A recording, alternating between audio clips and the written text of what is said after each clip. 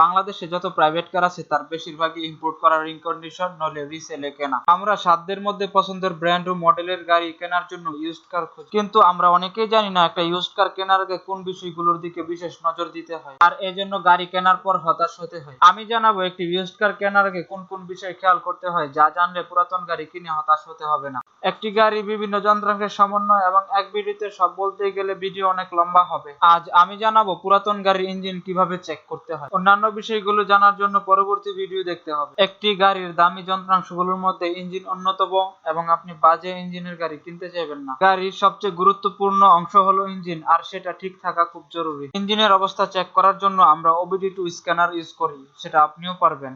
আর এর জন্য আপনার মোবাইলে একটি OBD2 স্ক্যানিং অ্যাপ ইনস্টল করতে হবে, আর একটি ডায়াগনোসিস ব্লুটুথ ডিভাইসের প্রয়োজন হবে। ব্লুটুথ ডিভাইস লাগানোর যে স্ক্যান পোর্টটি, সেটা সাধারণত ড্রাইভার সাইডে স্টিয়ারিং হুইলের নিচে থাকে। চাবি দিয়ে ইঞ্জিন স্টার্ট করুন, আর দেখুন ড্যাশবোর্ডে ABS, চেক ইঞ্জিন বা এয়ারব্যাগের কোনো লাইট অন কিনা। আমরা সেটা আশা করি না, কিন্তু যদি থাকে তবে সেই ইঞ্জিন ত্রুটিপূর্ণ। এখন OBD2 অ্যাপ দিয়ে ইঞ্জিন স্ক্যান করুন। যদি কোনো ফল্ট কোড থাকে তবে স্পেসিফিক প্রবলেম আপনাকে জানিয়ে দেবে, সেটা ছোট, মাঝারি অথবা বড় সমস্যাও হতে পারে। যদি সমস্যা থাকে তবে টেস্ট ড্রাইভেরও দরকার নেই। যদি স্ক্যানার দিয়ে কোনো সমস্যা না পাওয়া যায় তাহলে ভালো, এবং ইঞ্জিন বন্ধ করে ফিজিক্যালি চেক করুন। ইঞ্জিন হুড বা বনেট ঠিক মতো খুলে কিনা এবং খোলার পর ঠিক জায়গায় আটকে থাকে কিনা সেটাও খেয়াল করুন। বনেটের নিচে ইঞ্জিন সহ সবকিছু ঠিক আছে কিনা, কোথাও কোনো ড্যামেজ আছে কিনা বা কোথাও লিক হয়ে অয়েল পড়ে যাচ্ছে কিনা চেক করুন। আপনাকে দেখানোর আগে গাড়ির মালিক গাড়ি ধুয়ে মুছে শাইনিং করে নিয়ে আসতে পারে, যেটা আপনাকে ধোঁকা দেবে। সবকিছু ভালো দেখা গেলে ফ্রেমের দিকে খেয়াল করুন। ফেন্ডার ফ্রেম স্ট্রেট বা নিজ পজিশনে আছে কিনা,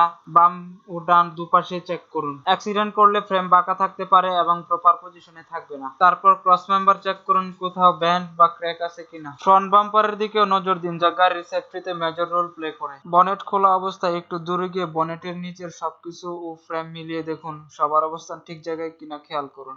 উপরের অংশ দেখার পর নিচ থেকেও দেখুন, কোথাও কোনো অংশ ফাটা বা কোনো পাইপ লিক করছে কিনা। কোনো লিক থাকলে এই গাড়ি আপনাকে ভোগাবে। এখন আসি কুলিং সিস্টেম চেকিং, যা আপনার গাড়ির ইঞ্জিনের তাপমাত্রা পরিমিত পর্যায়ে রাখবে। কুলান্ট রিজার্ভারের ক্যাপ খুলুন, অবশ্যই ইঞ্জিন বন্ধ ও ঠান্ডা অবস্থায়। বিভিন্ন ব্র্যান্ড ও মডেলে বিভিন্ন কুলান্ট ইউজ হয়, বাট আপনি নিশ্চিত হন সেটা উজ্জ্বল বর্ণের দেখায় কিনা। যদি কুলান্টের সাথে অয়েল বা পুরা কিছু পান এবং উজ্জ্বল না হয়, তবে হেড গ্যাসকেট লিক থাকার সম্ভাবনা থাকে, যেটা আমরা চাইবো না। ইঞ্জিনে হেড গ্যাসকেট লিক থাকলে সেটা দেখা যায় না, কিন্তু কুলান্ট দেখলে তা বোঝা যায়। কুলেন্ট সাপ্লাই হোজ গুলো চেক করে নিন, কোথাও লিক আছে কিনা এবং কুলান্ট প্রপার লেভেলে আছে কিনা সেটাও দেখুন। তারপর ব্রেক মাস্টার সিলিন্ডার চেক করুন, ব্রেক ফ্লুইড প্রপার লেভেলে আছে কিনা, ফ্লুইড ট্রান্সফার পাইপগুলোতে কোনো লিক আছে কিনা সেটাও দেখে নিন। এবার পাওয়ার স্টিয়ারিং এর রিজার্ভারের ক্যাপ খুলুন, ফ্লুইড কালার দেখুন, সেটা ময়লাযুক্ত বা কালো হয়ে গেছে কিনা। পাওয়ার স্টিয়ারিং পাম্প ও এর সাথে ফ্লুইড ট্রান্সফার লাইনগুলো চেক করুন। এবার ইঞ্জিন অয়েল চেক করার পালা।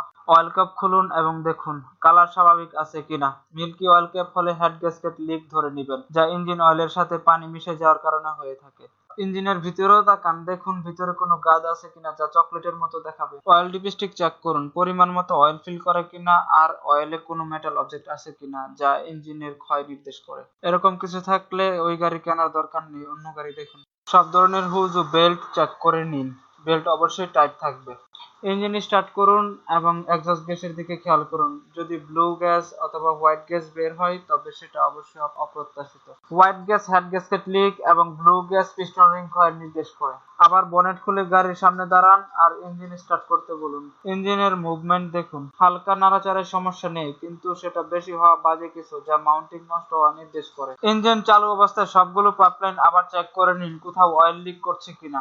আরেকটা কাজ করুন, ইঞ্জিন চালু অবস্থায় অয়েল ক্যাপ খুলুন এবং সেখানে হাত দিন, কোনো প্রেসার বা ভ্যাকুয়াম ফিল করতেছেন কিনা।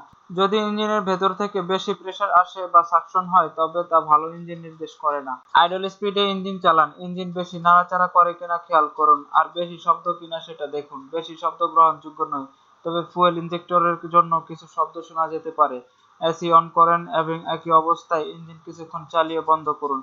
স্বাভাবিকভাবে বন্ধ হওয়াটা অ্যাকসেপ্টেবল। এখানে যতগুলো চেক পয়েন্টের কথা বলা হয়েছে, এই চেক পয়েন্টগুলোতে যদি কোনো সমস্যা না থাকে তবে এই ইঞ্জিন আপনাকে ভোগাবে না।